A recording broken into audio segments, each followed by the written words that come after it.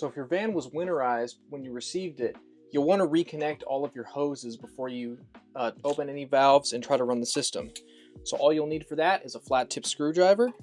You'll just go ahead and you'll reconnect the hoses to your hot water heater. And then you'll use the flat tip to tighten the hose clamps. You want to make sure you do this till it's nice and tight. So after you've hooked up your hoses, it's just a matter of opening all your valves. First, you'll want to open up your freshwater valve. After that, you'll want to open your pump valve. And in order to fill your water heater, you'll want to open up both of your hot water heater valves, and then make sure that your shower valves are open as well. You'll also find the valves for your sink and city hookup located underneath your sink. Before you use your sink, you'll need to open up your hot and cold valves.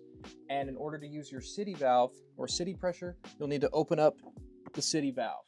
Before you run your water system, you'll need to get one more valve. That's going to be your toilet valve located inside of your cassette toilet access point. The valve is located right up here in the top left. All you'll have to do is turn it, open it up, and you're good to go. After you've opened up all your valves and you're ready to run your water system, all you have to do is turn on the pump. The switch for the pump is located on your control panel. Now before you plug your heater in, you want to make sure you open up your valve and fill it up with water. Just a quick caution, before you plug in your heater, you'll want to make sure that you bleed all of the air out of your lines and out of the heater. So you'll go ahead and let the water run, just the cold water, through the entire line until all the air is done coming out.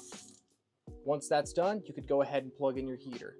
Now it'll take about 20 to 30 minutes for all that water to heat up, but after that amount of time, you're good to go. You're good to use your faucet.